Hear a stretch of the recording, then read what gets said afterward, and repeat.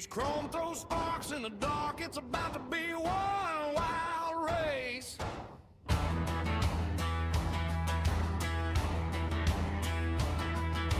Tape down, tailgate slam, dust on loose, badge on the cam. Small town pride, big stage fight. All eyes locked on the stripe tonight. It's Friday night NASCAR on the FWM network. Four wide, door to door, turn it up, let it hurt.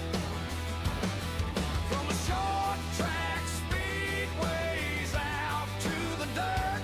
Four wide motorsports, light it up, let it burn.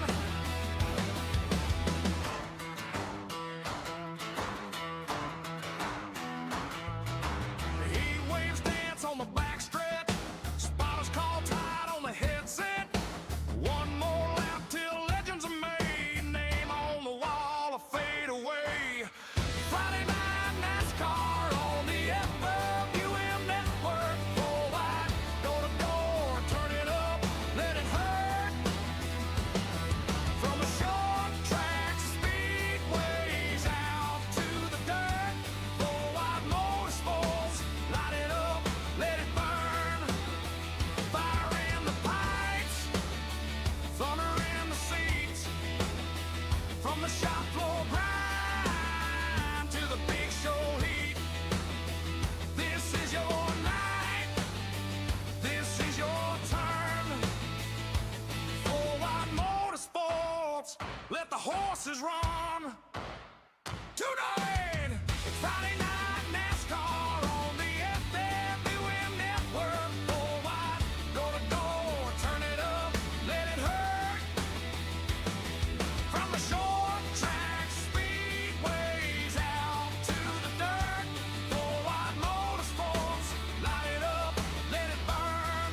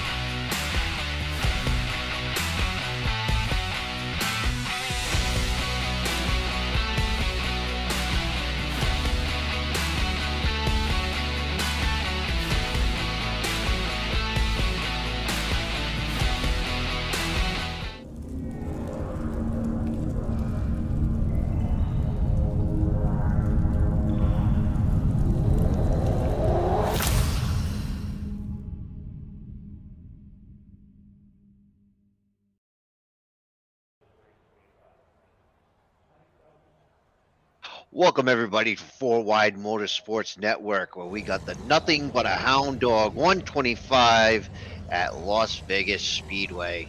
Welcome in everybody. I'm here with my good buddy Chris Golden. How are you doing tonight, buddy?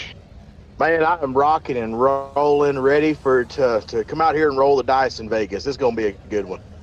Yeah, it should be a crapshoot tonight, and this is where you're going to put everything on the line to gamble and hopefully take home a big purse tonight. Other than that, Chris, what do you think about the way these ARCA cars are going to run here tonight? I am curious to see, because I feel like Vegas is going to run a lot like Kansas, but I also think that a lot of our drivers, I know a lot of our guys here, I've raced with a lot of our guys, and I feel like there's going to be a lot of guys that really burn off this right front, because they're going to send it off in there like we do at Kansas, and it's just not, it doesn't quite have that banking that Kansas does. So I'm looking to see tires really play a factor tonight. Yeah, absolutely. We're going to have to wait and see. But as these guys start to roll off the grid here, we're going to go through your starting lineup with our first place, number 25, Daniel Mitchell himself, the season champion. On his outside is K Strad in the 21, Hunter Carlson 32 on the outside of Paul, on the inside of Paul Dillon. Gavis Grubbs in fifth in the 26, Drew King in the 34 and sixth, Robert Weevil in seventh in the 53, Harold Rothry in eighth in the 16, Ron Walters at ninth in the 99, Colton Brenier is down there in 10th in 19, and Chris, I'm gonna send it over to you to finish this out. For sure. We're showing Wayne Cannon here starting 11th, Joshua Tressler 12th. Our old buddy Sarge, Chris Norris starting 13th, and outside of row 7, it's going to be Heather Daniel, newcomer here tonight, I believe, if I'm not mistaken. I haven't seen that 02 car here before, but we got Yogi Schlier and our usual back of the pack trailer, Daniel Jones, bringing up the rear, ready to go green on this thing. Yeah, the lights are off on the pace car, so that signifies the last lap before we drop the flag. So we are getting ready for some exciting races, and the pace car is in. So we're going to go all the way over to the restart zone as they cross the line. Foot's on the gas, and we are green flag racing, brought to you by 4 Wide Motorsports, and they go off side by side. Nobody gets a big jump as they go into first turn side by side. And I think they're just going to start feeling out the track the first couple of laps. I don't think anybody's going to take any big moves. I think you're right. They're going to figure out their tires. Chris, what do you think? I really think so too. I mean, Daniel Michelle already locked up this championship last week, so everyone here is going to come down to getting a win. Nobody's worried about points anymore. These guys are really just out here strictly for bragging rights to say they won this race. Because, like we said, Daniel Michelle already locked up that championship. So this one right here is just for all the marbles of bragging rights. And I'm curious to see if he's going to push to assert his dominance here tonight. It shows like this is why I'm the champion. Or if he's just going to kind of ride back there. We got Harold Rothery coming around and some smoke out of another car. It looked like it was Wayne Cannon. No, yeah, I saw this. I'm sorry. No, I saw the 16 down on the apron there for a little while, but he gets it back going, and no harm, no foul. But looks like there was some movement in the back. Maybe somebody got into the other person. Like you said, you've seen the 53 get a little squiggly there. But yeah, we're watching Daniel Michelle in his most comfortable spot right out in the front there. But we got a long race, lap 3 of 125. If I could have our producer, Tracy Brown, he's going to throw up our race details. And there we go. So as you can see, the race length is 125 laps, 190 miles, stage at 45, sets in the pits, 3 sets of tires in the pits, 1 fast repair, and we're going to have 1 green-white checkered attempt.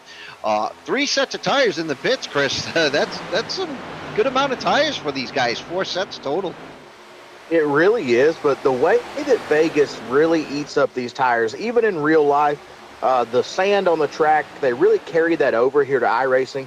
This track, to be still a fairly new racing surface as far as racing surfaces go, the sand out here really, really eats up the tires. That paired with our lack of banking, as you can see one going around, that lack of banking will really get these guys' cars out from under them and burn off those right fronts and right rears, as we see Colton Briner being a victim of that. Yeah, Mr. Colton Briner, one of our broadcasters up here in the booth, he's out there on the track, and yeah, it looks like he just got loose, like you said, and tried to check it up. Keeps it off of everybody else, which was a very smart move and good heads-up driving by him to get that car under control as soon as he could. He'll head to the end of the pack, but no harm, no foul. He'll have to catch everybody, and hopefully he can catch the pack. And what do you think about the drafting here? At Kansas, that drafting is going to come into some effect. So if he loses that draft, he's going to fall way back. He really is. Here at Vegas, it plays a huge role, especially coming out of turn 2, getting a long run down that super stretch of the back straightaway. As we have a yellow here, that'll help him get caught back up. But drafting is going to play a huge role in both saving fuel, downforce on the nose, and multiple other factors as this race goes along as far as saving tires. We've got 3 cars on the bottom, the 53 of which, even more, 4 or 5 cars Let's go back and take a look at that one, producer Tracy. We have to. Yeah, we got a couple cars with meatballs. Joshua Tressler's got a meatball. Drew King. Ooh, and it, oh my goodness, it looked like the 26 and the 53 kind of get into it. And then everybody else kind of collects, you know, a whole big mess on the track. There's the big one at Kansas right there. Absolutely. Yeah, the 26 gets into the 53 right there. Little nudge, looks to the inside. 53 gives a lane. Now let's see, was it a come down or a move up is what we're looking to see here. A little bit of a come up, it appeared. The 26 comes up into the 53. He was avoiding Harold Rothery in the 16. Just didn't see him there. 34 involved.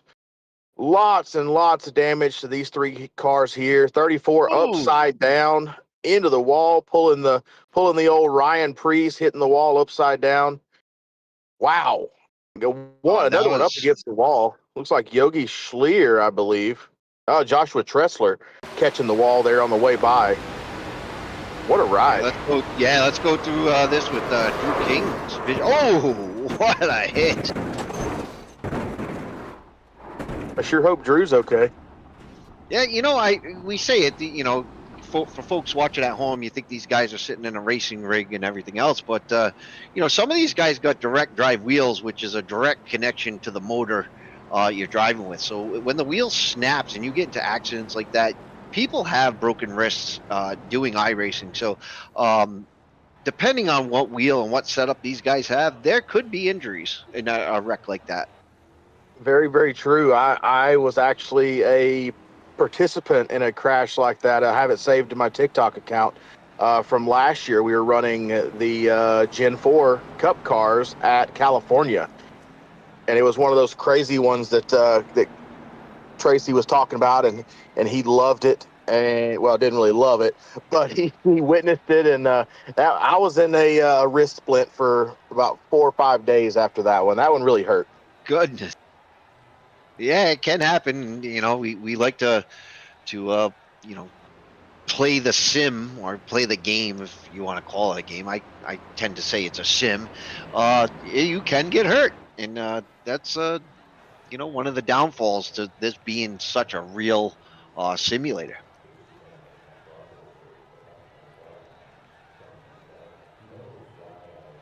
Yeah, so Tressler's got a meatball right now. He's sitting in the pits, but he does have a fast repair. He's not choosing to use that fast repair. I don't know if he didn't have it clicked when he pulled into the pits or what's going on with that, but he opts out to take repairs. And after that wreck, I'm going to say that's some lengthy repairs he's going to have to sit through. So he might go a couple laps down there. He's 3 laps down now.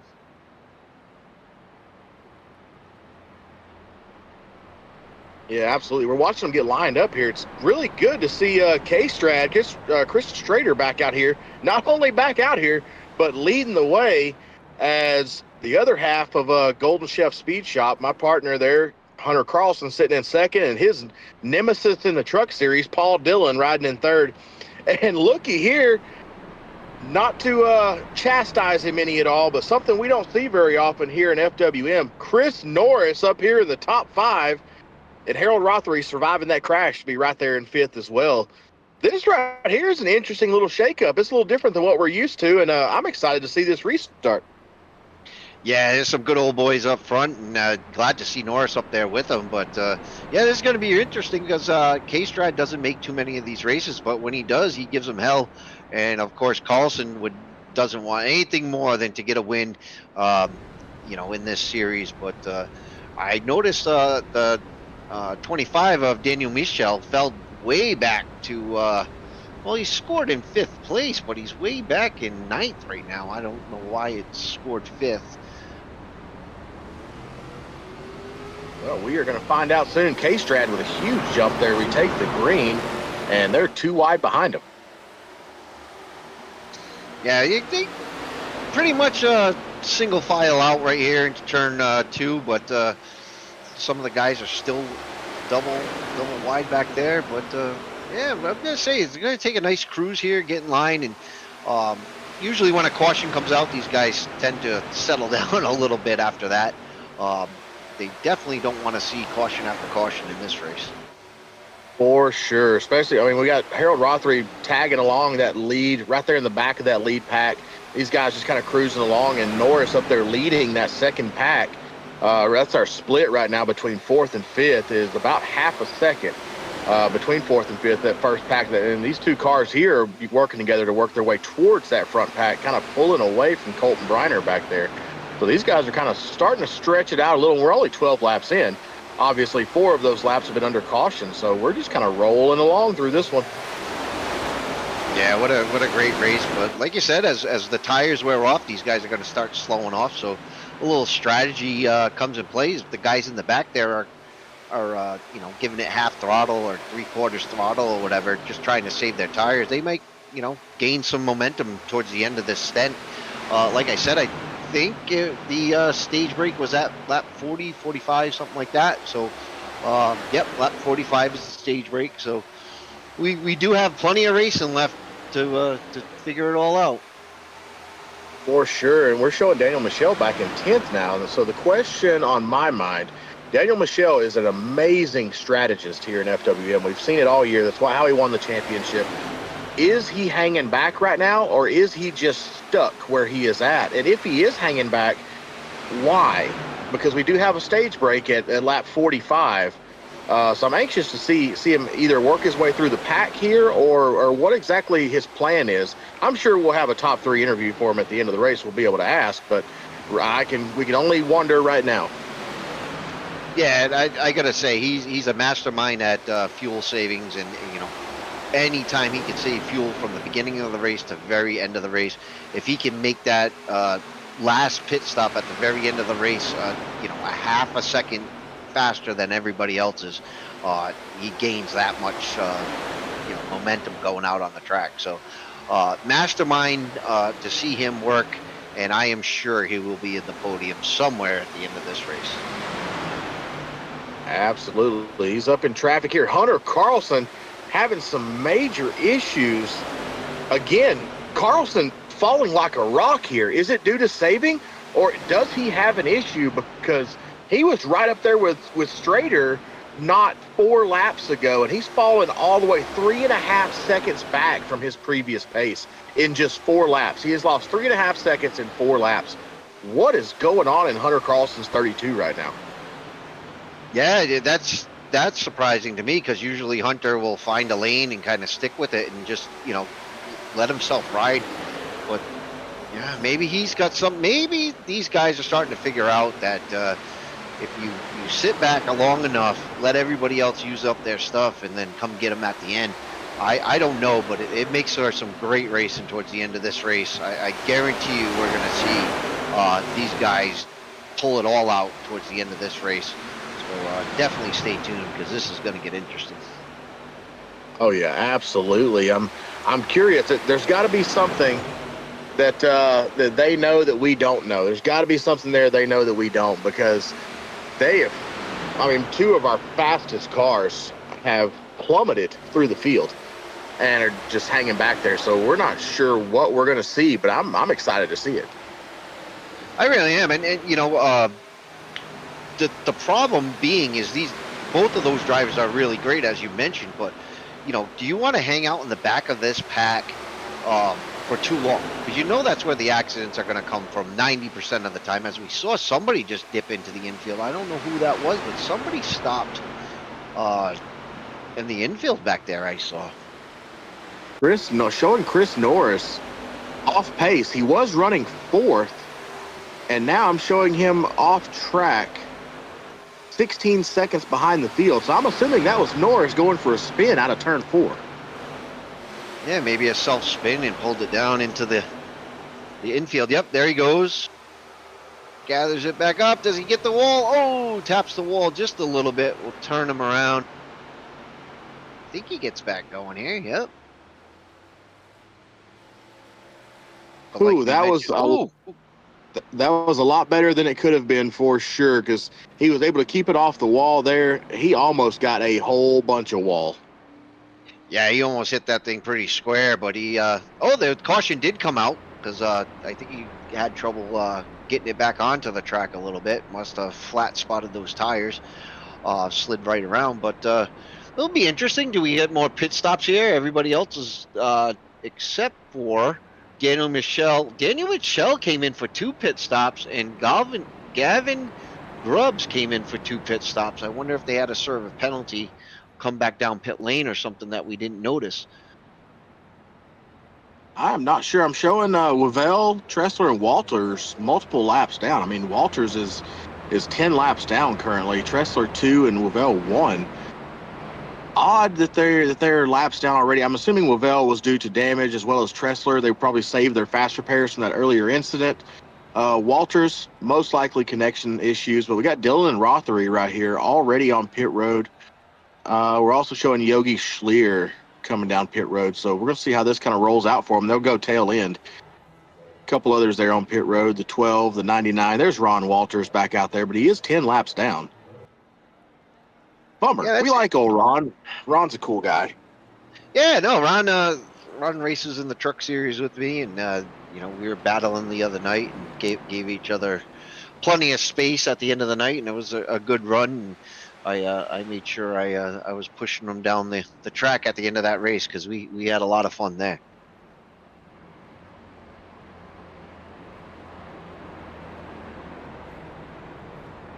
Oh, lights are still rolling on the pace car, so we're going to go at least one more here. Looks like one more. Wow, King from upside down to second. That's cool. Yeah, no, that's surprising to me. I mean, you don't see that every day, going upside down. Arkansas guy from upside down to second place. That's insane. And that's how they do it in Arkansas. I mean, heck, he's got Beavis and Butthead there on the head of that 34 Ford Mustang, and this seems to be the most Arkansas thing I've seen. Beavis and Butthead upside down into the wall, running second. It don't get much better than that. It really doesn't. It really doesn't, man. This league, guys come up with such great schemes and everything. It's fun to tune in every week just to see what somebody else is going to come up with, because we've seen some really good ones, especially on your car, Chris. There's always something fun on your car going on. So we miss you out on track also, man. But glad you're up in the booth giving me a hand up here, because these races are hard to call by yourself. Oh, for sure. And huge shout out to Angry Chef Designs for all of my ARCA car wraps that he puts through there. If we do have another caution, God forbid, not putting a broadcaster curse out, but if there is another caution, we definitely got to check out Hunter Carlson's wrap. It's a little bit of a tribute to our producer Tracy every week, and he hides little Tracy on the car every week. But we're about to go green, so we're gonna have to look at it next caution and try to do a Where's Tracy on Hunter Carlson's car. Yes, the flagger looks them down. They're going to come across the starting line here. They come across. The 21 gets the jump. 34 is going to follow suit. But King's got a good pusher. He's got Michelle right behind him. So Michelle was just all the way in the back of the field. We were thinking he was going to save or something. He's all the way up front now. And Brenier, our good buddy Colton, he's up there holding strong. For sure. These guys are just rolling right along the outside line. Poor Colton gets hung out to dry down there on the bottom, and they're just going to kind of freight train him right around the top. That's, to answer your question from earlier, that's the important role that the draft plays here. The biggest section of draft that you're going to pull is coming out of turn 2 down the back straightaway. Other than that, not a major factor, but right there you can really gain or lose. I mean, we saw Colton there just lost a whole half a second just on the back straightaway from not being in that draft. Yeah, and unfortunately, he doesn't run quite often, as we have one car in the wall that was at the 12 of Tesla. We don't have a lot of Colton doesn't get a lot of seat time, so I don't think these guys are too comfortable riding around him yet. So, you're not going to have many friends that way. But guys that run with each other all the time, they're going to get the pushing help. They're going to be more comfortable pushing the guys in front of them because they know they've ran with them a lot. Oh, absolutely, 100%. And we don't want any of the fans to misunderstand what we're saying. That's not a knock on Colton whatsoever. It's a testament to how both superstitious and how creatures of habit drivers are.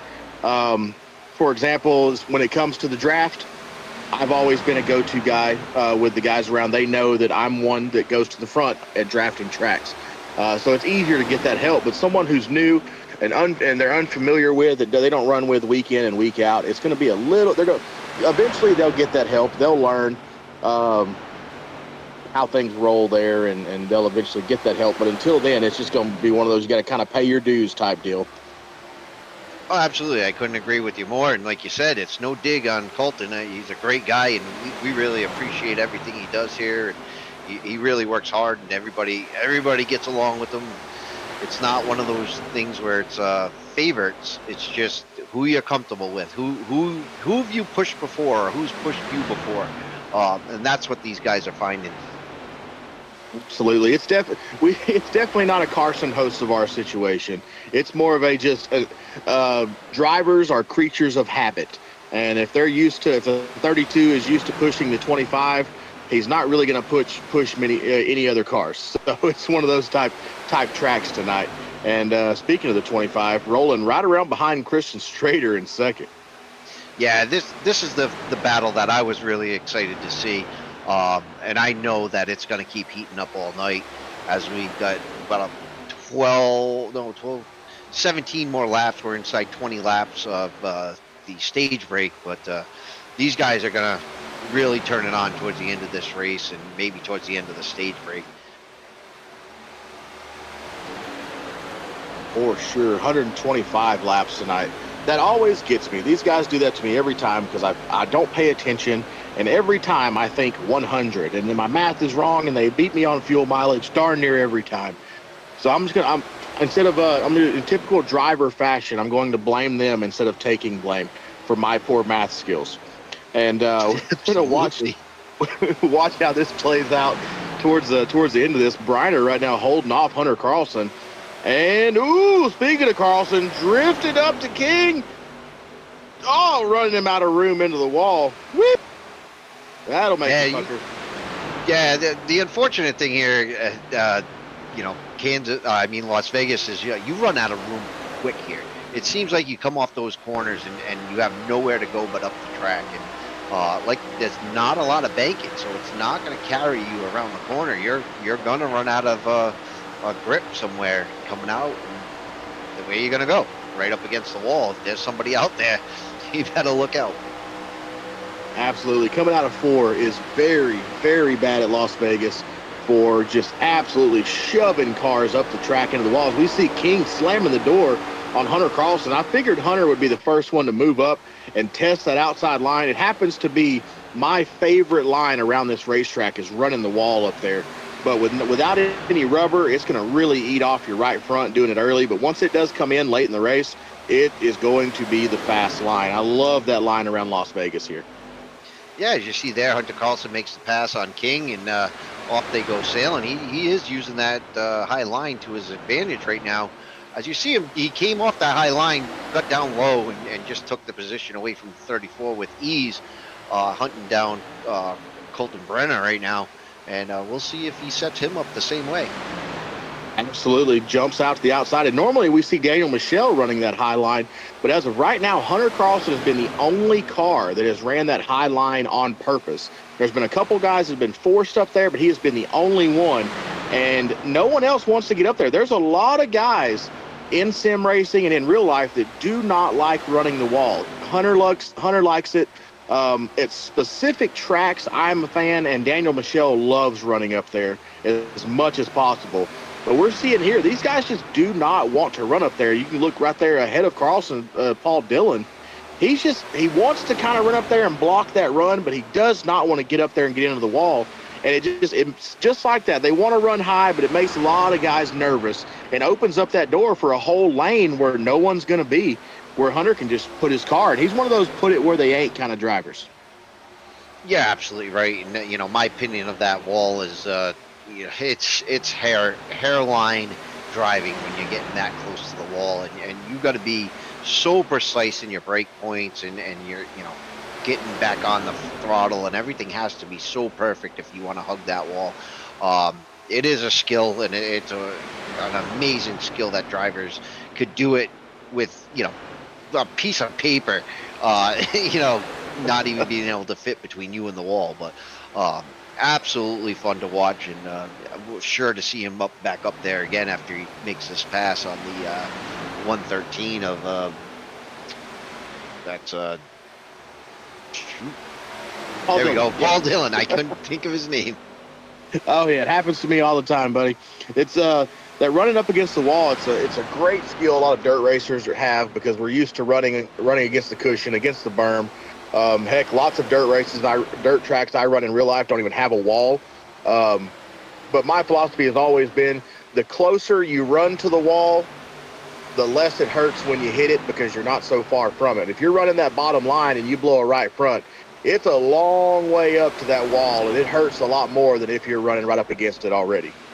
Hey, you know what? That is a good theory right there. I never thought about it that way, but I am sure that, coming up from the bottom of the track into that wall has got to hurt plenty. But yeah, if you're up against it, it ain't gonna hurt that much.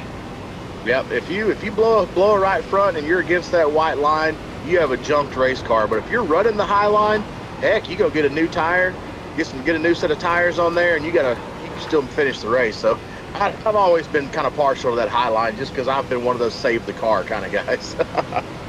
As we just watched Hunter, did you see him jerking on that wheel there coming off the corner? Watch him in this exit. Maybe he'll do it again coming off that exit, but he had the whole wheel into that car, trying to keep it as close to that wall as he could.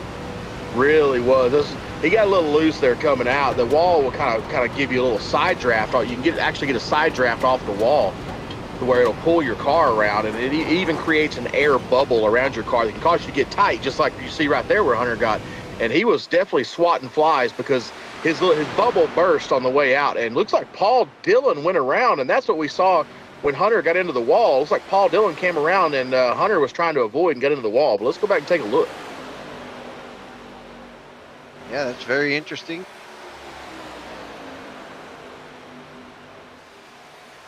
Right before the stage break, and that might take us to our stage break. Yeah, I think they're gonna go ahead, and just a self spin, loses it. Oh, hard against the inside barrier. Ouch, that's gonna hurt. Darn, if only he was running the inside wall, he wouldn't have had to go so far. Well, yeah, we were just talking about, if you could get down there. Oh, it's gonna hurt. What a hit. All right, so this will take us to our stage break at least. But I'd like to take a minute real quick and give a shout out to LB Sim Shots. LB Sim Shots, owned and operated by Leadfoot Racing League's own Landon Brown, transforms virtual racing moments into high quality broadcasting ready visuals, delivering sharp and professional imagery that enhances the presentation of drivers, teams, and sim racing leagues. So if you guys like what you see and you need a picture, or you want to put your favorite driver in a car, get a hold of LB Sim Shots. Mr. Landon Brown himself creates all those, and I've seen quite a few that are absolutely amazing. They really, really are. He does a lot of our victory lane photos for our drivers over in the Golden Racing League. Hey, Tracy, how about we play a little game of Where's Tracy on Hunter Carlson's car? I'm kind of curious to see that Eastern Technical Design logo today.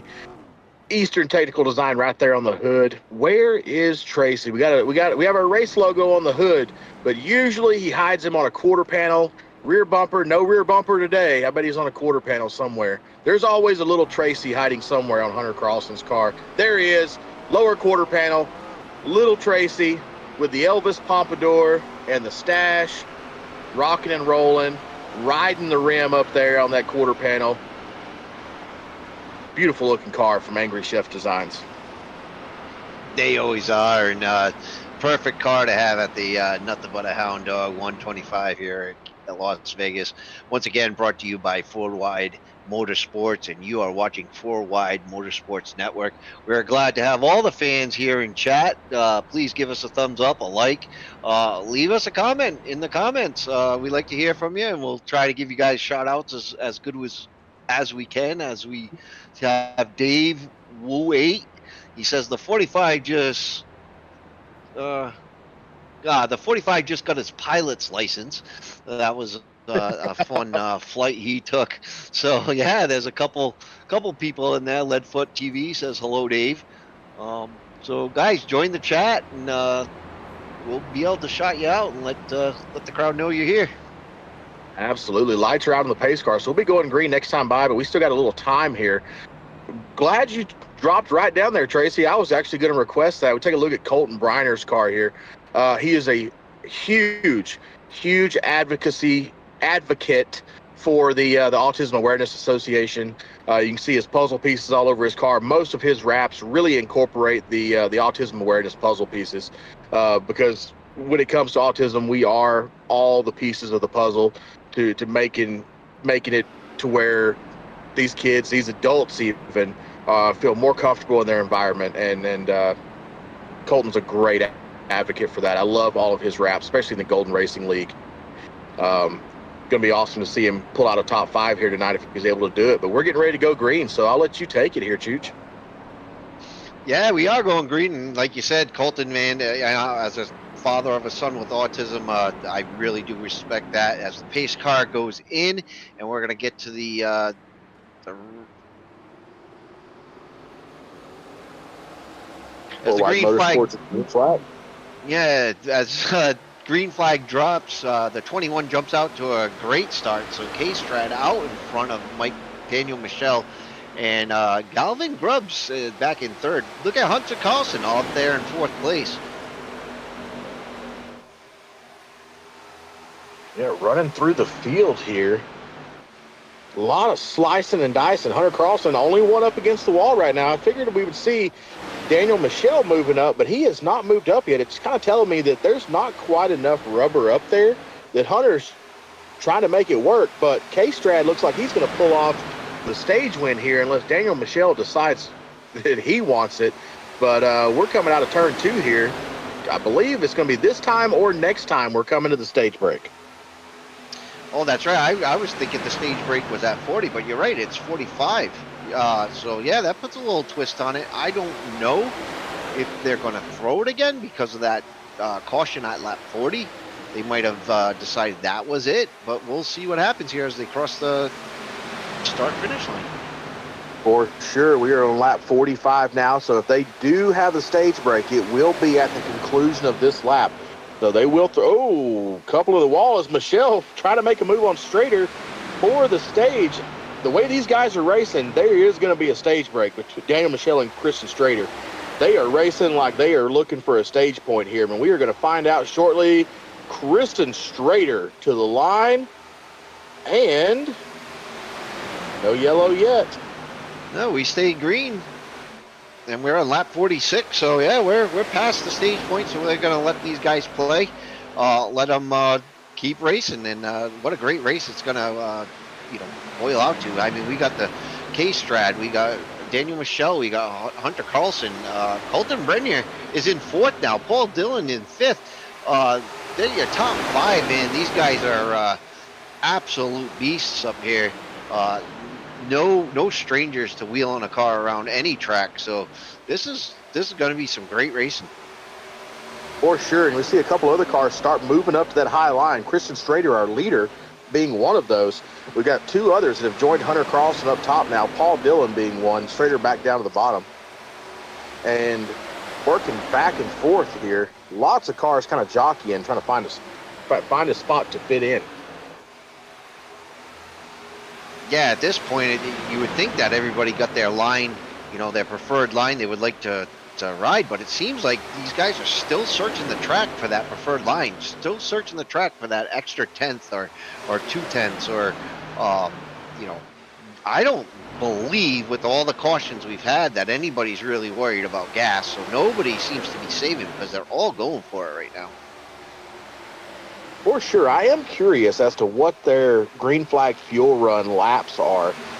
We did not hear in pre-race practice of what their green flag runs are going to be on fuel. So I'm kind of curious to how this is going to play out, because we're looking at, they came back at about lap 42, 43, and we've got a long way to go. So that leaves them about 80 more laps of fuel. So I'm expecting at least 2, maybe 3 more stops to get this thing done. Yeah, and I'd have to imagine you're right, because they just came in for fuel. We haven't had a long run. I think our longest run was maybe 20 something laps. So I think they can make probably I don't know. I would say maybe 35, 40 laps on a fuel run, maybe. That is our usual for these 1.5-mile tracks. It's usually about a 30, 35, 40 lap run. I'm curious to see if that plays in here. Las Vegas, even in real life with the Cup Series and multiple other cars, obviously the ARCA cars have never driven there, but with all the other series, Vegas has always been a major fuel run. We can think back to, I believe it was 2012, when Dale Earnhardt Jr. ran out of fuel in the back straightaway, and Brad Keselowski, his protege, goes by him for the win on the last lap. So it's always been notorious for fuel runs here. Oh, absolutely, and what an amazing track this is, and love watching this one come up on the schedule. But you're right, never ARCA. The ARCA's never ran here, but these guys are putting on a definite show that make ARCA series in itself rethink that decision, and we might see ARCA sometime at Las Vegas. That would be really, really cool to do for sure. It'd most likely be an ARCA West race, but we will have to see. Yes, that battle up front just keeps continuing to heat up. So we're keeping a close eye on these guys up front. The guys in the back, I've been keeping an eye on those guys out back, and not much going on back there. The guys are just trying to keep up. Some of them have lost the draft. Like a couple guys, 3 seconds back, 7 seconds back, and everybody else is within a second. So, like from 7th on up is right here in your frame.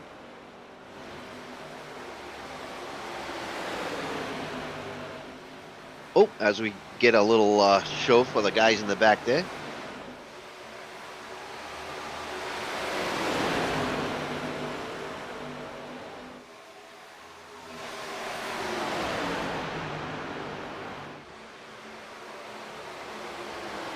So we go 3 wide there for a second. You got Hunter Carlson on the inside, Danny Michelle on the outside, and Paul Dillon up against the wall there.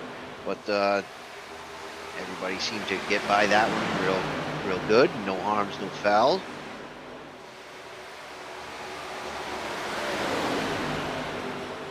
I do apologize, folks that are watching at home. I'm having a little trouble with my microphone and my hearing today. It keeps going in and out, so if I stumble or I pause, it's because I'm trying to get it to work again. But bugs come with sim racing, and we'll work those out as best as we can.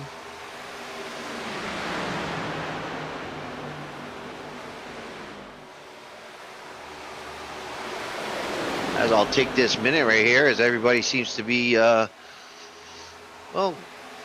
not much action here as it go too wide. As I say that, then they start going too wide. But yeah, we got the 25 with Michelle. We did Colton Brenner trying to go back and forth at it and get back in line there.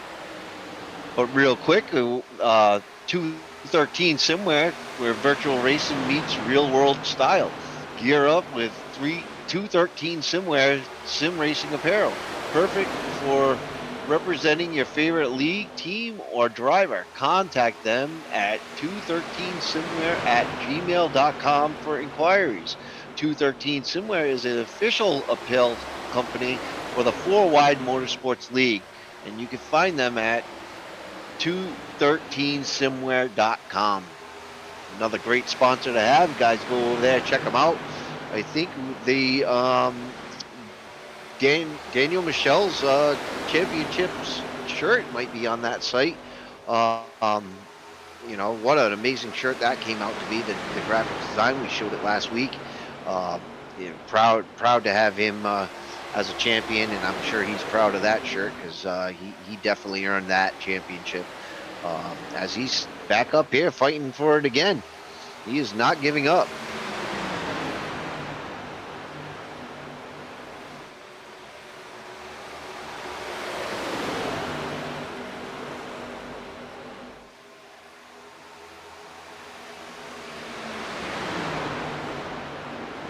Yeah, once again, almost 3 wide there as Hunter Carlson took a look inside the 25, but decides better of it, takes that high lane.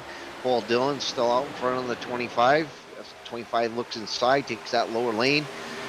It looks like the higher lanes are coming in more and more as we go on. As you see, we're going to see Paul Dillon take that high line a little bit more, stay out there with Hunter Carlson. As you see them roll on the top, but yeah, I think that higher line's coming in more and more as the track rubbers up.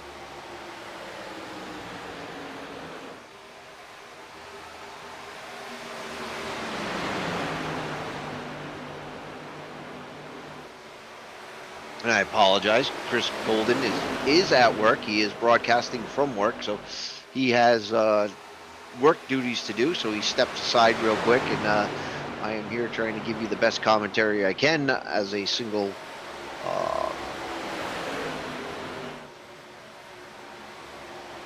as you see the 20. Yeah, no, yeah, it's Sammy Tracy. I got Fridays are a hard thing to do, man. I've been up since 4:30 this morning. You know, job was been really hard lately with all the snow and weather we've got out here in the East Coast. You guys got to excuse me. It's been definitely been a long couple of weeks out here, but we got a great race to watch, and some great action on the track out here.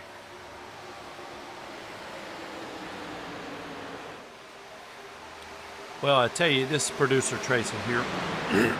Sorry to butt in here, Chooch, but we just had a request on the YouTube chat. Wayne Cannon would like to hear nothing but a hound dog in your best Elvis voice. So, here we go.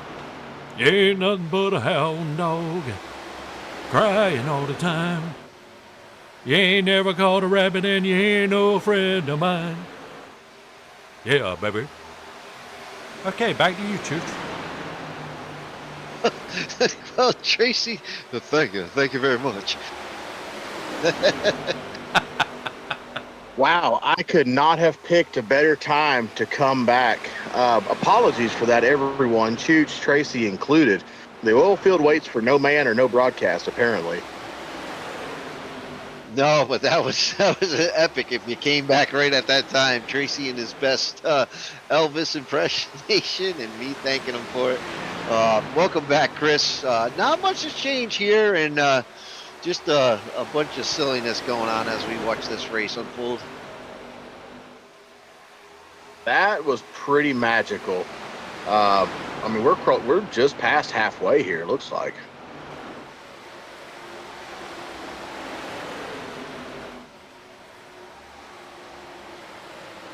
Huge, what do you say? We're just past halfway here. Let's go ahead and have producer Tracy. We're going to go a little bit of, take it old school NASCAR style, go a little bit of a crank it up here for a few laps. We're going to take a short break, go pay some bills, grab some drinks. You guys enjoy this amazing engine sounds of these 750 horsepower Elmore engines under these new or next gen ARCA cars. Y'all enjoy. We'll see you here shortly.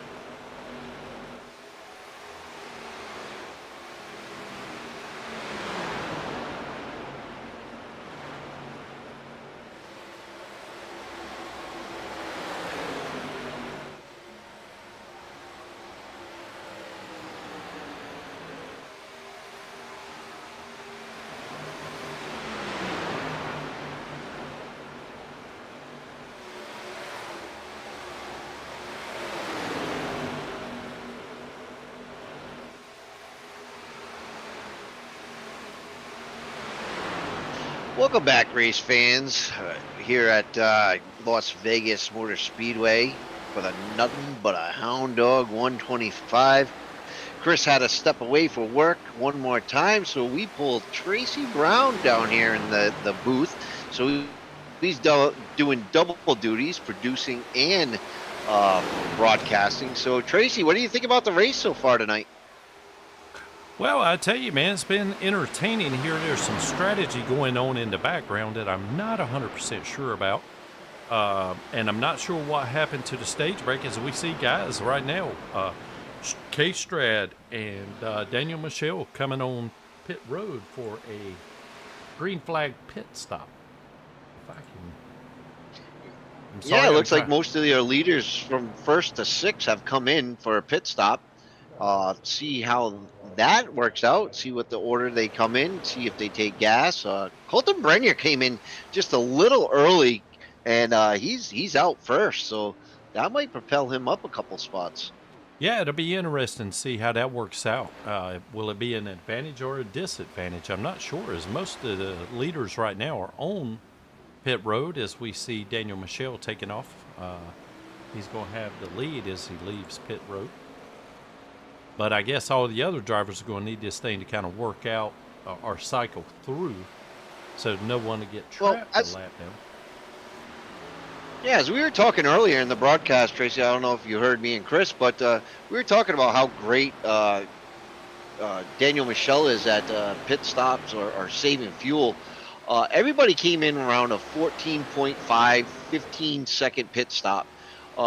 Daniel Michelle's pit stop was a 13.9. So he was almost a tenth or two faster than everybody else in the pit stops. And that's how important it is to save fuel and be able to get on and off the pit cycle as fast as you can. And he's just a master at that craft. So to give the folks at home an idea of how amazing that is. Yeah, and the time that he made up on pit road is directly transferred over into distance on the track to where we're at right now. Because you can see how far he pulled out in front of K-Strad. And I'm assuming that most of that was, based upon a better pit stop or less time on pit road. Yeah, as we got K-Strad chasing him down, and like I said, I know this battle is going to keep heating up through the whole night, so something to really watch for. But we got Gavin Grubbs back at third place, Hunter Carlson in fourth, and Paul Dillon in fifth. So your top five, I mean, they're kind of spread out now, as Michelle and Strader get out to a great lead, and then Grubbs and Carlson are kind of sitting back in a different pack of their own, and then Dillon's 1 second behind them, King's 1 second behind him. But then it really falls off because 7th through 10th is really almost double that or over double that behind. So they're in the 14, 18 seconds behind the leader, which is almost a whole lap or a good lap and a half, or a half a lap, I'm sorry. Yeah, right now, the way this thing is turning out, Charles, it looks like to me, of course, we can never tell how this strategy is going to work out, but right now it's a two-car race with Daniel Michelle out front and Christian Strader running in second. Christian has sort of cut the lead that Daniel Michelle had. It was like 0.6 seconds, and now it's down to 0.1, so he's definitely drafting on him, or being able to sniff the draft there anyway. So, I mean, for all intents and purposes, I think they are back equal again.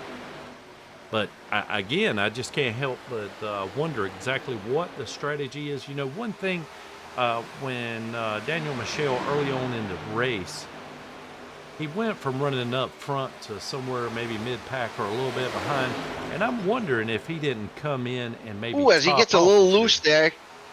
Did you see that? He got a little loose, got into the wall. That's going to give K-Strat a big hole there that he's going to fill. And he's going to try to get by him right here. And he's there, door to door. I don't think that hurt Michelle too much. 25 seems to be in good shape. K-Strad dips down behind him because Michelle does have that car under control. But here comes some lap traffic these guys are going to have to contend to.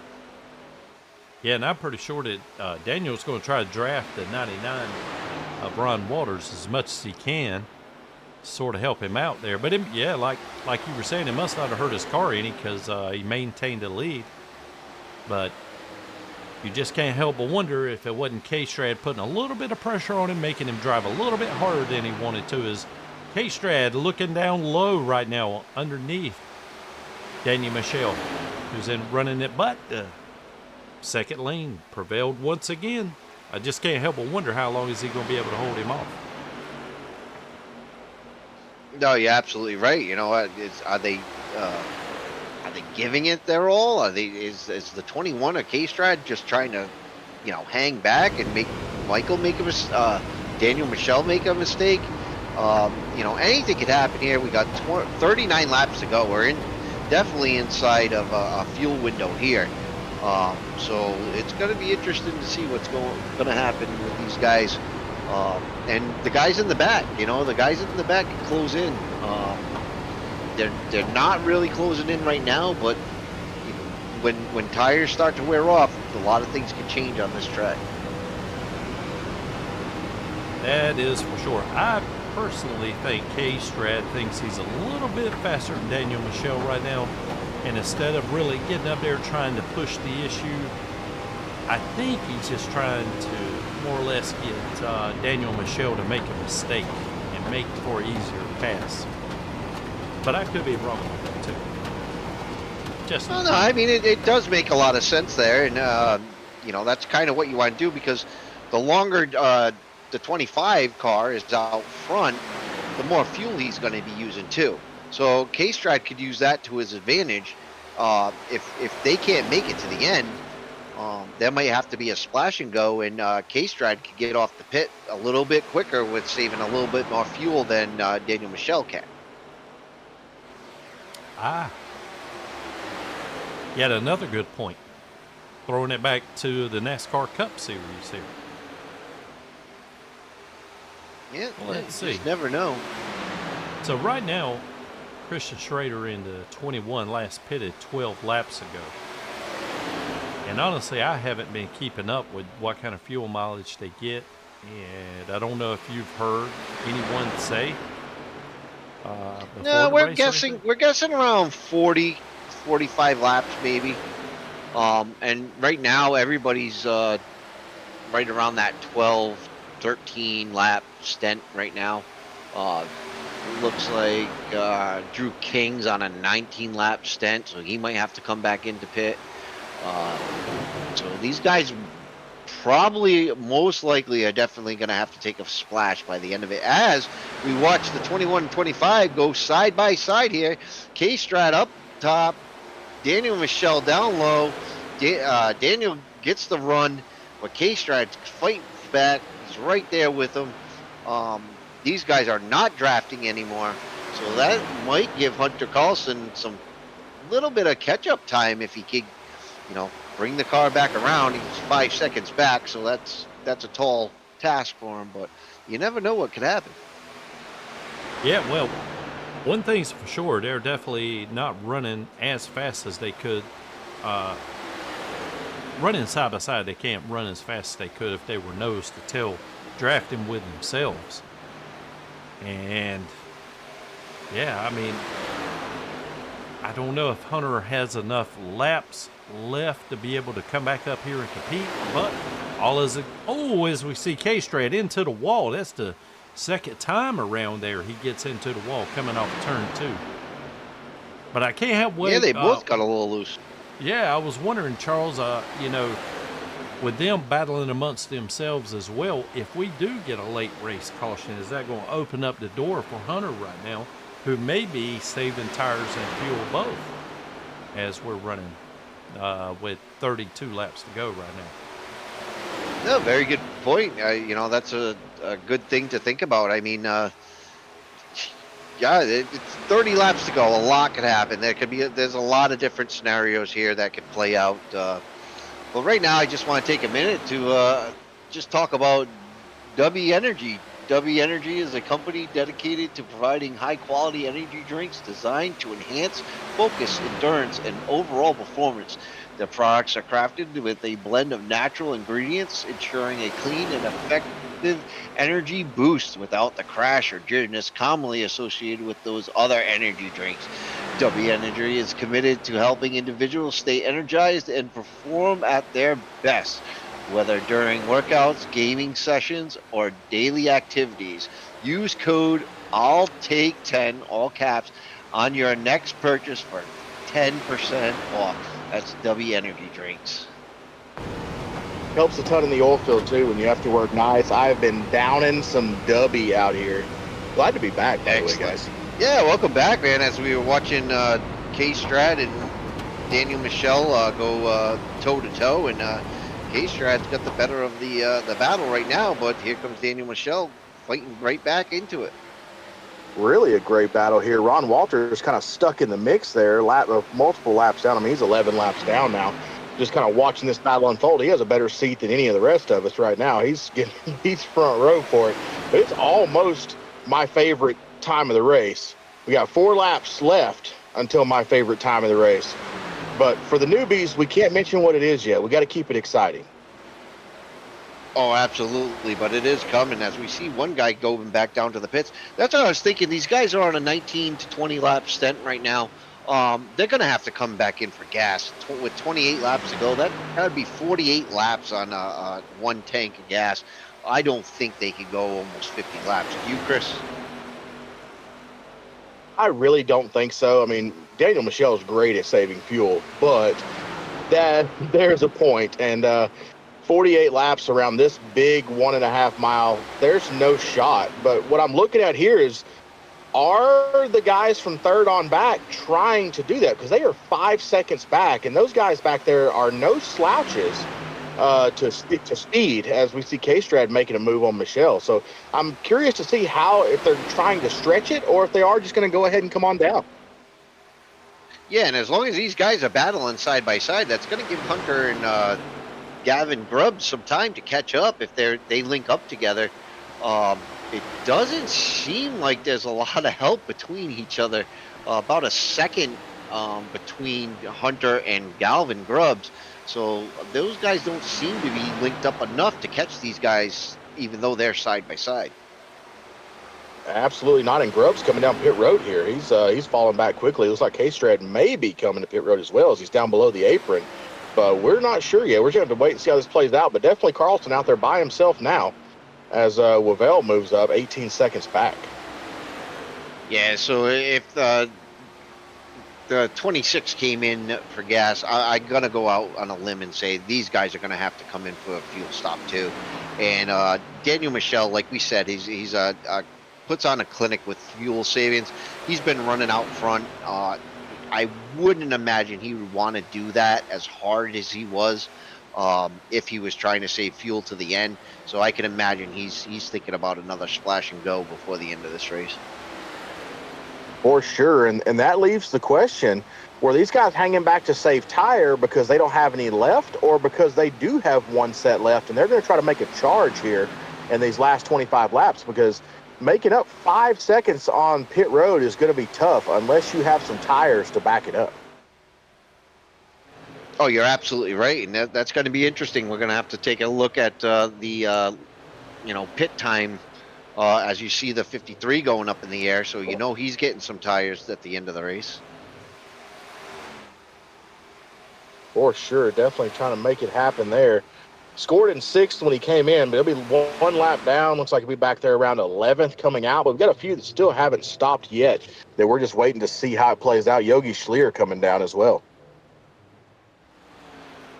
We'll see what he does here, if his car goes up in the air, if it stays down. Right sides for sure. Are we taking lefts as well? Rights and lefts. 4 tires for Yogi, rocking and rolling, trying to get to the end of this thing. Came in 5th. He's going to come out. Looks like when he cycles out, he's going to be about 8th, 9th.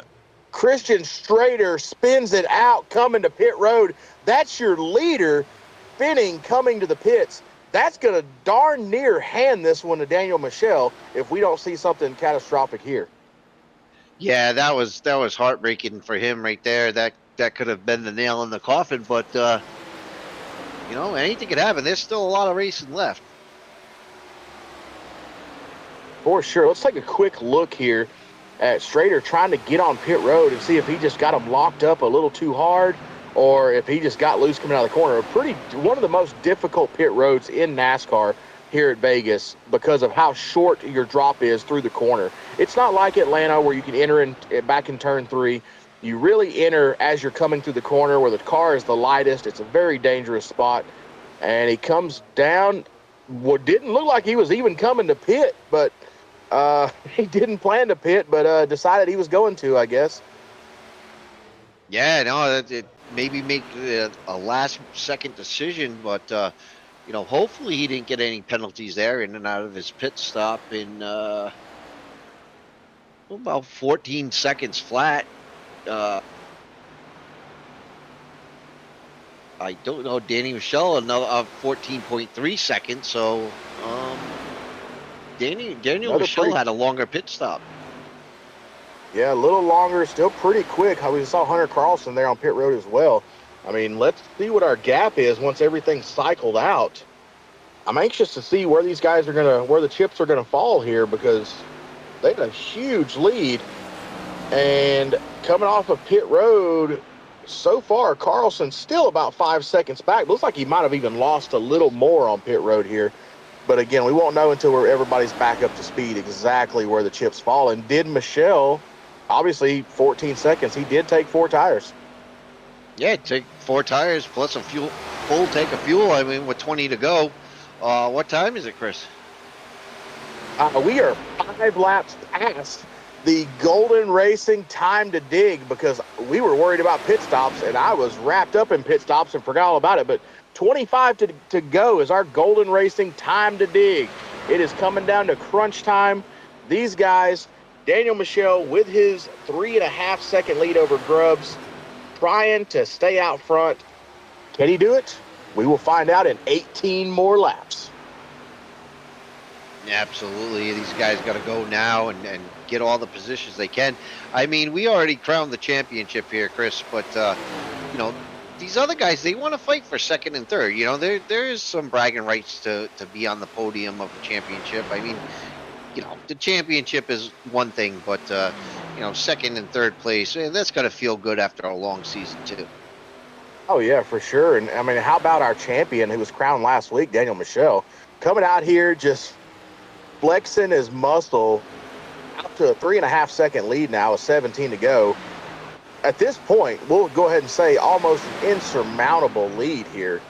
Just absolutely coming into this place, putting the chips on the table and saying, hey, I'm going to take this thing right now just because I can, and just kind of picking them up and putting them down on these guys.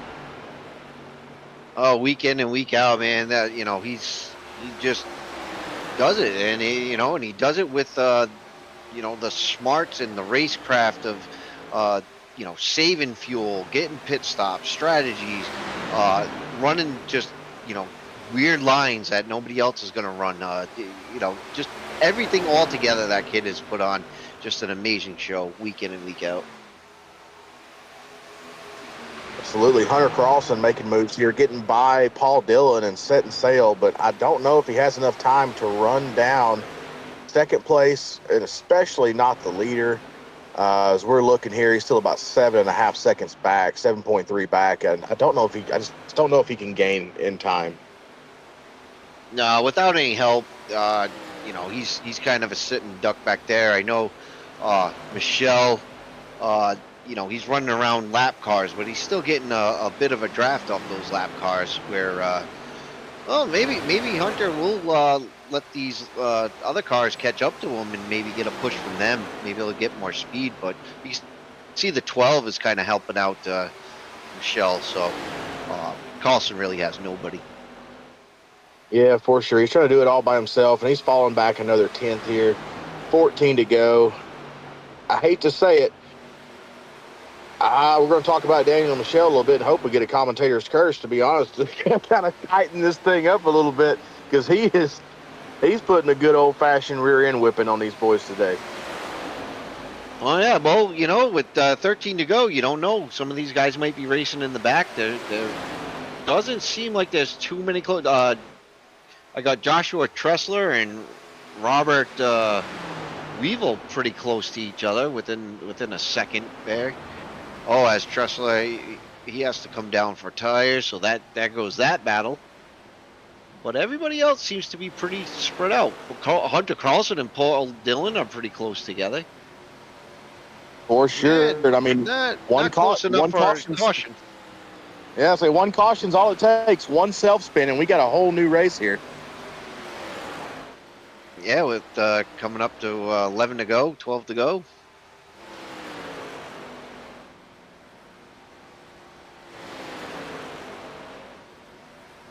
Real quick, just want to mention Eastern Technical Design Company. Eastern Technical Design Company provides design and drafting service for commercial, industrial, and residential construction. Service includes architectural renderings, preliminary plan design, as well as final construction drawings. Construction drawings include all necessary structural, building, plumbing, mechanical, and electrical plans as required to produce a finished building and or structure. This company is owned by one of Tracy Brown, the producer of FWM Network. If you are in the eastern region of North Carolina, look up ETD for all your drafting needs. That's Mr. Tracy Brown at Eastern Technical Designs. Thank you, Tracy, for all you do here. And yeah, you guys go ahead and give him a call if you need any design work done. For sure, and he is the title sponsor of our chase for the championship here in the ARCA series. Eastern Technical Design chase for the championship, as Daniel Michelle already locked that up last week. So he is the Eastern Technical Design chase champion. As we're inside 10 to go here, these laps are ticking away.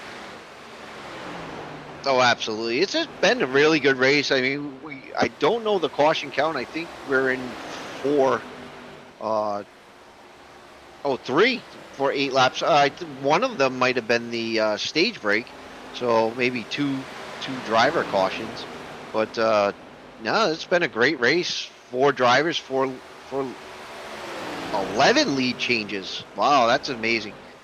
And the fastest lap was set by Hunter Carlson. I cannot see that lap underneath the sponsor banners, but I'm sure it was set. There it is, 184.11 miles an hour in the ARCA cars. That is cruising. That is picking them up and putting them down. I mean, that's the same speed we run in real life. In the draft at Daytona, we're about 185 to 190. So that is really picking them up and putting them down around this racetrack by yourself. But even with that fastest lap, he's back to almost 8 seconds behind Daniel Michelle, 7.5, 7.6 back. But he has moved into second here. Yeah, he did catch the 26 of Grubbs, and he is in second. So that did happen while we were going through some other stuff. But yeah, I don't think in 6 laps he's gonna make up 7-8 seconds. But knock on wood, we could get a caution. I don't know where it's gonna come from, but we have seen self spins on this track all night. So stay tuned. We got about 5 more laps to go. For sure. I'm trying to see if anyone is fairly close to each other so we can get a little bit of racing action and probably have a caution, but our entire field is pretty spread out here. Lap cars sprinkled in there, 8th, 9th, 10th, 11th, 12th, 13th, kind of sprinkled in throughout the field. Christian Strader with his spin knocked him back to 4th. Really, really, really hurt his race for the day as he makes his way past Colton Briner. There's also a lap down. Trying to work his way to the front, but we're at 5 to go, and I believe we're seeing here how it's going to finish. Yeah, barring anything, ridiculous or freak accident here or whatever. Yeah, this is the way it's going to go. And, like I said, great race. We get to talk to Michelle, Carlson, Grubbs. I don't think I've ever talked to Grubbs, so that'll be great. Schrader came out, K-Strad came out, put on a good show. He's going to finish around 4th, and Dylan in 5th. King, Weevil, Tesler, Brenier, Tressler, Rothery, Norris, Walters, all thanks for showing up and putting on a great show for the fans. You guys kicked butt out there. For sure. We're coming down to 3 to go here. Lavelle finishing, looks like he's going to end up 7th on the lead lap if everything stays how it is now. And from upside down in turn 1 to finishing on the lead lap here at Vegas, all the way from Arkansas, that's going to be a heck of a story to tell. Oh, absolutely. Well, can't wait to get him up in the booth and see what he has to say after that one. For sure. 2 to go here. Getting ready to come to the white. Daniel Michelle looks like he's going to be coming out of turn 4 right about now. Coming down pretty close to 1 to go. K-Strad back there in 5th. Oh, 1 in the wall. K-Strad in the wall again, but we are at our W Energy, 4-wide Motorsports W Energy, 1 to go, white flag. A caution now will end the race effectively. Daniel Michelle first, Carlson second, Grubbs third. Chooch, go ahead and bring them on home. Yeah, that looks like your finishing order as you see Daniel Michelle coming around the corner there, and the 53 is a lap car right behind him, and there it is. Daniel Michelle takes the checkered flag. Hunter Carlson's going to come in a couple seconds behind him as he takes the last corner right there, and he's in second place. Hunter Carlson second place, and here comes Grubbs and Strader's going to run on him. Did K-Strad take? Oh, Strader. Wait a minute. I think that might have been after the. It really was. I think he was a 10th behind there. I think Grubbs got him by a 10th at the line, but he definitely got him afterwards. He was on him. He was trying to make the podium there. Almost got it back. Yeah, he takes a dive to the inside and then looks. Oh, yeah. He was a car length behind. All right, so there's your unofficial finishing order there, and we'll get your finishing order brought up here in a minute. But yeah, Mr. Daniel Michelle, what an amazing fuel saving, and does everything he can just to put on a good show here, and I don't know, man, sets that bar so high for everybody else. For sure. I'm super excited to get to talk to these guys. First, we are going to take a short break here, pay a couple bills, take a little break, go run down pit road and find our guys over in Victory Lane and up and down pit road, and we will be back here shortly on Leadfoot TV. Or, I'm sorry, 4-Wide Motorsports Network. My apologies.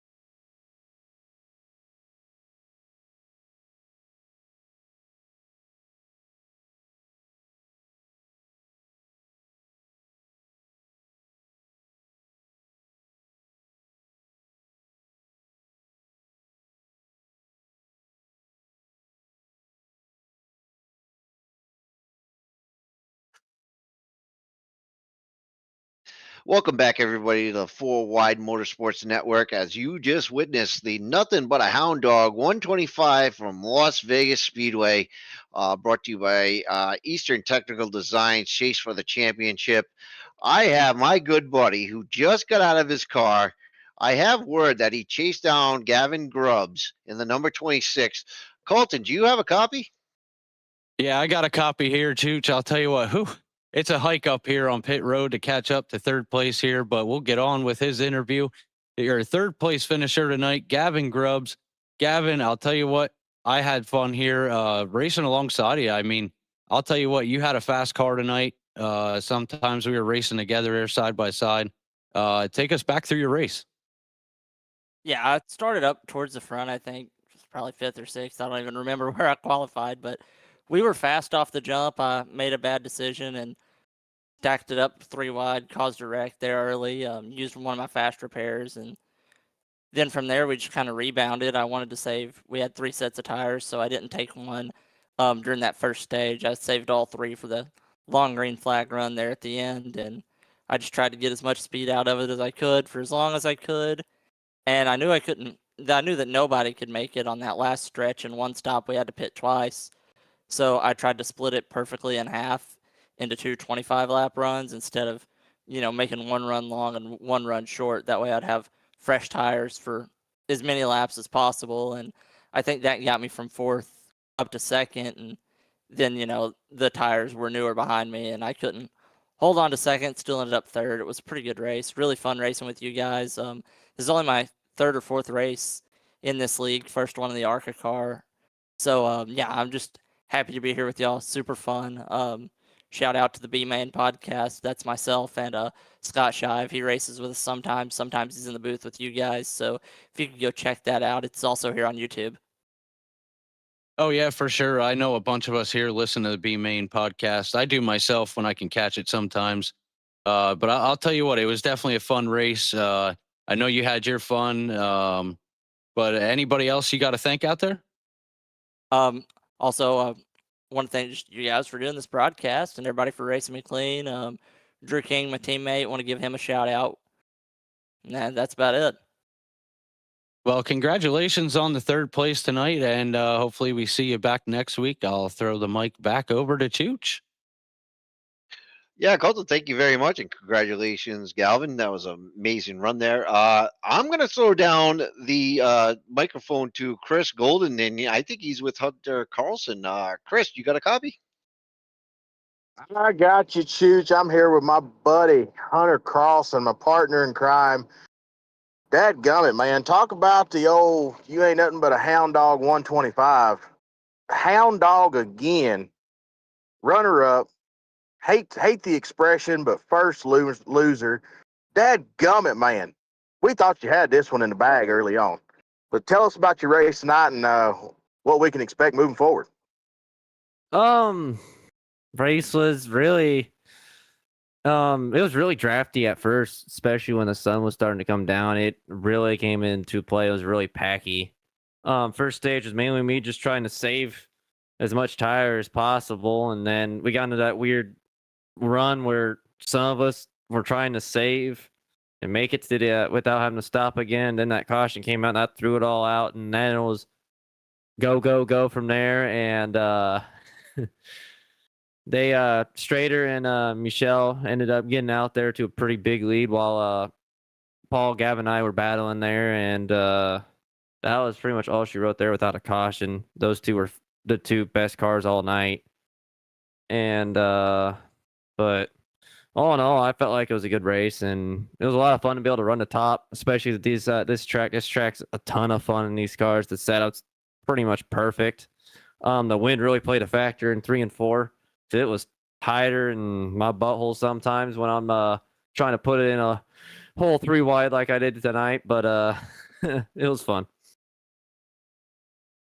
For sure. We saw a couple instances there. We were on board with you coming out of 4 a couple times. You were really swatting some bees in there trying to hold on to that thing. A couple times you'd get too tight, and a couple times you'd get too loose. And you were one of the first ones to jump off the bottom line up top. And that's kind of been your driving style all year and pretty much for your entire career is you pretty much just set the car where nobody else is driving. It's like, look, everybody's fast down there, but you like to search around a lot. Has it always been that way, or is it just a FWM exclusive that you do that?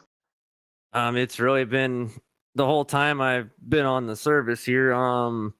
Just the way the dirty air is on the sim, especially in these cars, you got to search around and on mile and a half, try to find that grip and try to take especially if you can find some place like here that will actually take multi-lane racing, that if you can run the top and make it work, you're going to pass people. You're going to be able to turn the car, because that's better than following in their footsteps, because otherwise you're going straight to the wall and exit because of the dirty air.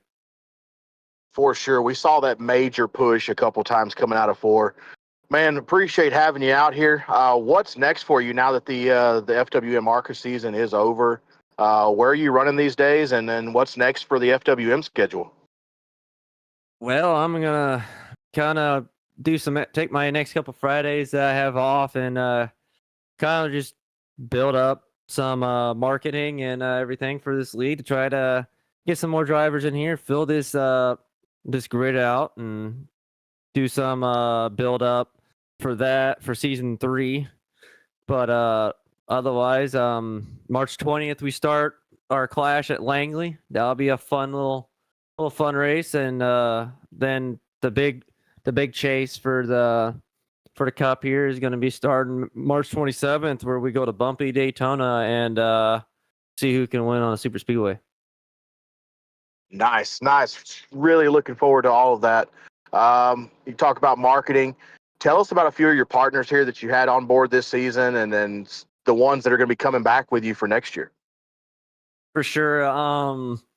You're going to see a lot more of this, and especially the fan favorite here, Eastern Technical Designs. Definitely going to be back on the car on the hood next year. You're going to see a lot more of little Tracy on the car. Thank you for everything you do, Tracy. I appreciate you. I got a friend for life with Tracy, and I think I'm going to continue to run into his company on the hood as long as he lets me. Obviously, 4Y Motorsports Network. Obviously, they'll be back. That's a big thing. I can't appreciate everything everyone does for that. Just being able to bring our races to the eyes out there of the world and everything they do. Everyone over at Copperhead Racing, Strader, was in here tonight. I tried a teammate tonight, so that felt real good. It was fun to mix it up with him a little bit before he pulled away. Everyone over at 213's Sim Raceware, I believe it is. I don't know why I'm brain farting right now, but thank you for making some awesome merch. Go get some. At Golden Chef Speed Shop, thank you, Chris, for everything you do. Allow me to show my creative freedom with the sets we run and everything. And if you want some really good sets for about any kind of car, reach out to Chris Golden. He'll get you set up there. Cool. Heck yeah, man. Appreciate that shout out. Lots and lots of partners obviously make it happen out here. Glad to see you pulling another podium out here, Hunter, and look forward to what we have going on next year. Love working with you. Love racing with you. And Chooch, I'm going to toss it back to you, buddy. That's our second place interview. Hey, thank you, Chris. And once again, Hunter, congratulations. But I have Mr. Daniel Michel for the umpteenth time, our second season champion, ARCA champion. How do you do it week in and week out, buddy? Yeah, give us your thoughts on that race. Yeah, it was a real fun race. Battling there with Strader, the whole race was just a lot of fun. And yeah, it was interesting going to start in the front and then putting myself in the rear, having to run back, and then just everything falling into place for me to be back in the front. So it was just a real good time. Yeah, I mean, with K-Strad there, kind of at your door and you guys going back and forth, did it kind of eat into your fuel savings at all? Because it seemed like at the beginning of the race when you fell back, was that a fuel saving tactic? Or I know when you guys were racing together, that must have went out the window. Yeah, at the start of the race, when once we had that first caution, I knew that we can probably make it to the end of the stage without needing to pit again. So I just wanted to put myself in the back, save a little bit of fuel, and then start pushing again once I could confirm that I was going to make it. And it worked out. I was able to get back to the front, and then we got that caution that brought me to fourth, and I was able to race my way to the lead when the stage ended. But no, later on, fuel wasn't really a factor. You're too fast at this track to save, and even if you did save, it's very minuscule. You're more than likely saving about half a lap to a lap, and there's not really any difference. The biggest thing was tires, being able to manage how worn your rears were, or just the right size as a whole. Oh yeah, no, I can imagine that this track does eat tires quite a bit. But one last question for you: you've had about a week for the championship to settle in.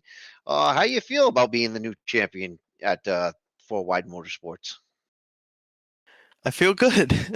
I don't know how else to describe it. I just wish there were more races.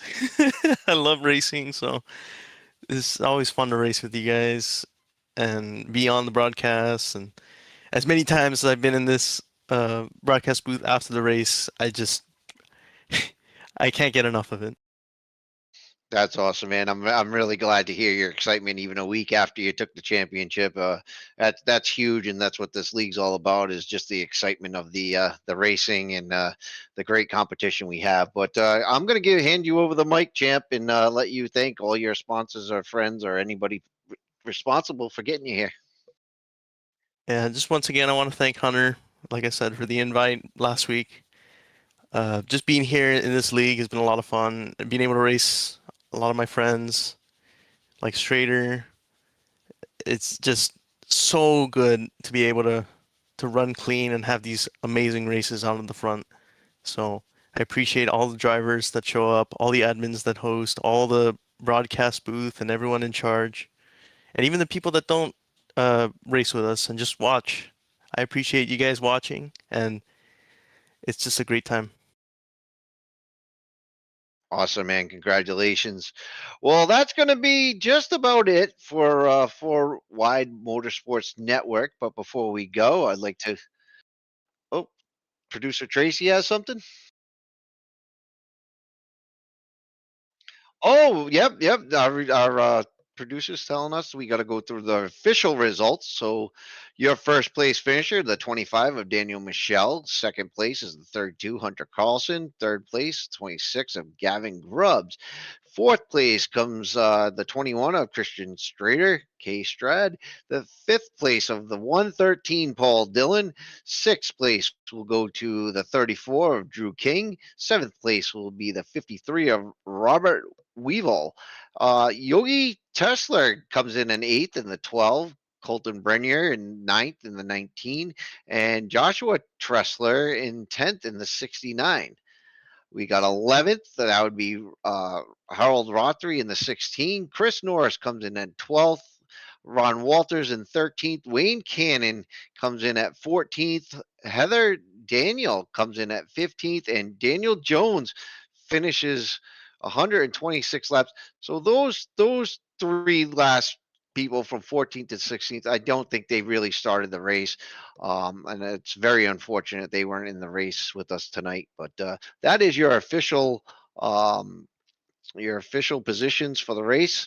And yeah, before we take off, I got a few things. I want to thank Eastern Technical Designs for coming in and sponsoring 213 Simware. Thank you. Golden Racing, thank you for your sponsorship. W Energy, Four Wide Motor Network on YouTube, Angry Chef Designs. We got Golden Racing League. We got Leadfoot Racing League, Crawford Wraps, LB Sim Shots, Golden Chef Speed Shop, and Crown Awards. All our sponsors for this race tonight. Thanks to our sponsors for making this happen and helping us out. I really appreciate it. Tracy, we also are looking for sponsors, so if we could throw that up. Yeah, so here's Four Wide Motorsport Network, our sponsorship. We have sponsors of all different levels. Your pull awards is $10. You want to name the race, it's $15. Green flag $7. The caution $6, white flag $5. The checkered flag will be $3, but a full race sponsorship will get you all that. You get everything posted above, post race interviews, speak with your sponsor. $5 of that will go to the poll winner, and then $40 goes back to the league. So Four Wide Motorsports would appreciate anybody that wants to name a race, sponsor the green flag, caution laps, all that stuff really helps out us to put on a great show for you guys. So get a hold of any one of us and check that out. Now, if you're interested in driving with us or hooking up with the fun and craziness we have here, you could always click on this link here for iRacing. I think they do N25 on PS5. They do Monster Truck. I think we were talking about fishing or something coming up. What was the other one? Drag racing, I think we have. So there's all sorts of stuff going on. And if you want to check out our Discord, come in and just ask around, man, and we'll set you up with something because it's all a bunch of fun. So with all that being said, on behalf of Chris Golden, Tracy Brown, our producer behind the scenes, thank you so much for all you do. Chris, like I said, Chris Golden, thank you so much for coming in here tonight and helping me out. On behalf of all of us here at Four Wide Motorsports, you guys have a wonderful night. Thank you to your fans. We will see you next season. Have a good night.